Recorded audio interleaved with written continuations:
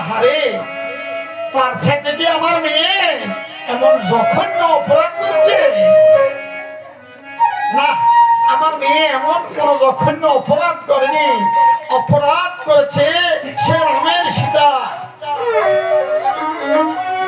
কেমন রামের সীতা এতদিন ওই লঙ্কা রাবণের কাছে ছিল।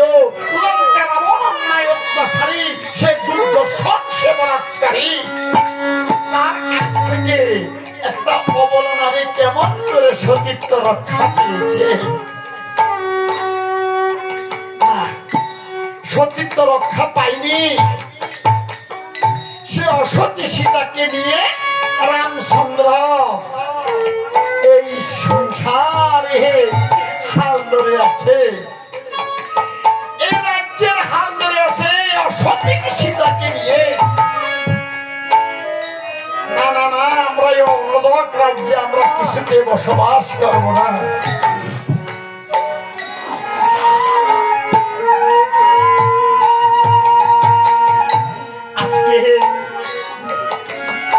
এই কথা শুনে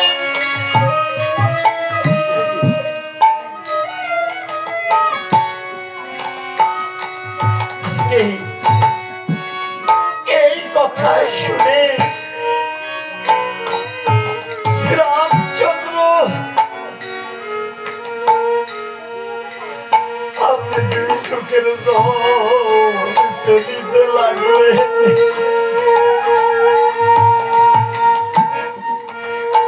আমি কি শুনলাম আমার লক্ষ্মীর নামে?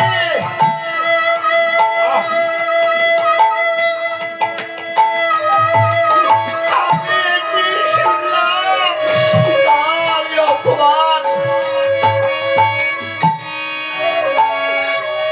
রাজ্যের মধ্যে কারা দুষ্কার করে সীতা নাকি অসতী?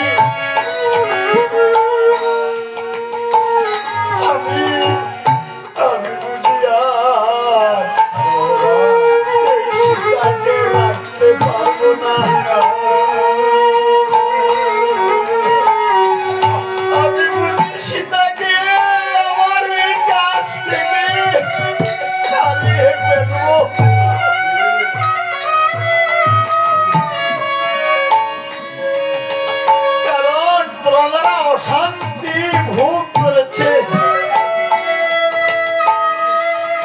আমি নাকি অসতী সীতাকে নিয়ে আমি এই রাজ্যের হাল ধরে বসে আছি।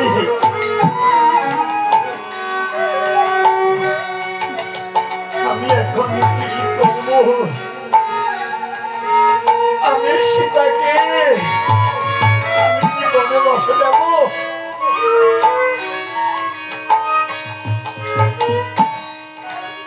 আমি যদি প্রজাদের মঙ্গল চাই, প্রজাদের মুখে হাসি চাই, তাই আমি সীতাকে বনবাসে দিতে হবে।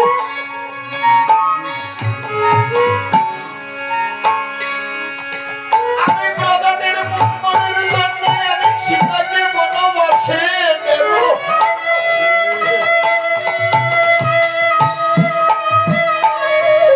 তখন শ্রীরামচন্দ্র কি করলেন? জল ফেলিতে ফেলিতে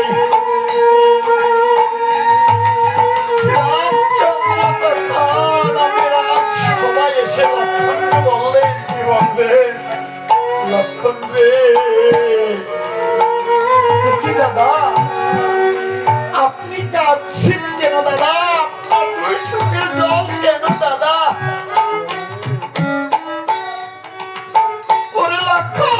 আমি রাজ্য বই করে দেখলাম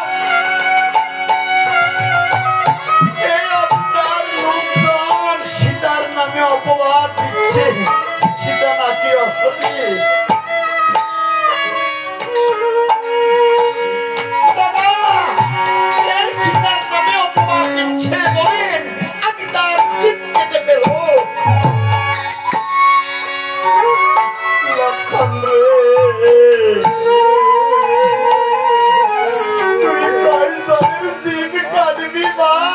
সবাই তো বলছে সীতা অসতী।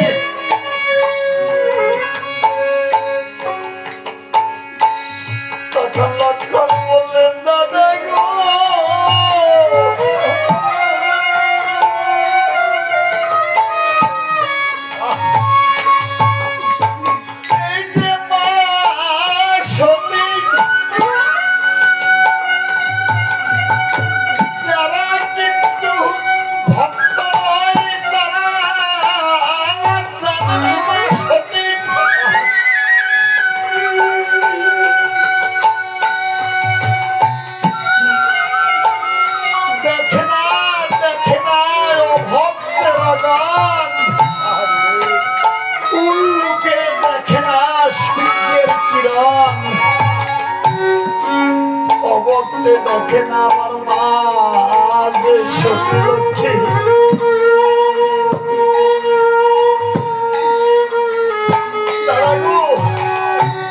অনেক জনে অনেক কথা বলবে। দাদা আপনি পরিহার করেন এই সকল বার্তা।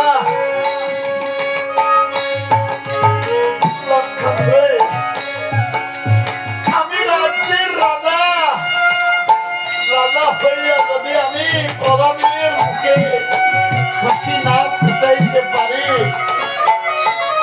আমি কেমন করে এ রাজ্য পরিচালনা আমি করব?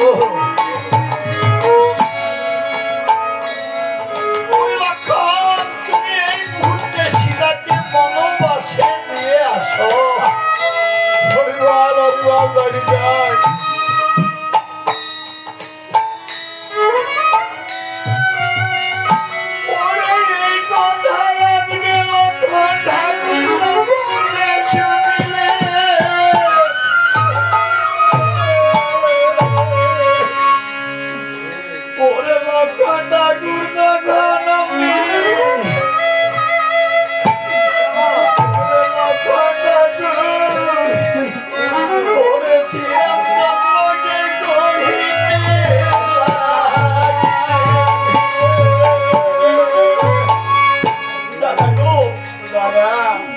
সীতা যদি জানে আমি তাকে বনবাসে আমি নিয়ে যাচ্ছি, সীতা যাবে না। আর আমি যদি তাকে জোর করে আমি যদি বনবাসে নিয়ে যাই, তাহলে মা অভিশাপ দিবে।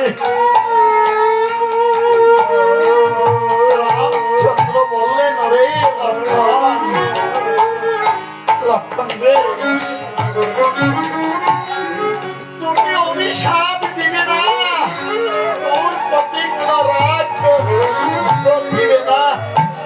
কারণ গতকালকে সীতা আমাকে বলছে,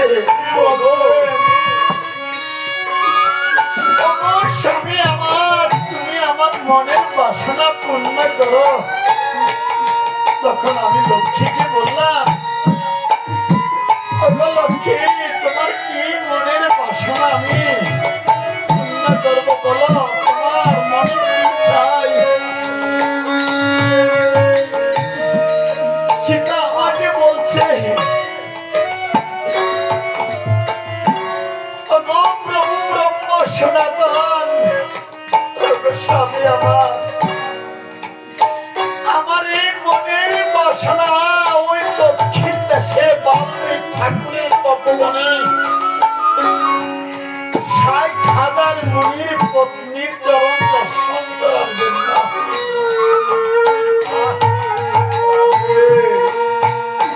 আজকে সে সীতাকে তুমি ভালো বলবে, তুমি সীতাকে বনবাসে নিয়ে যাবে।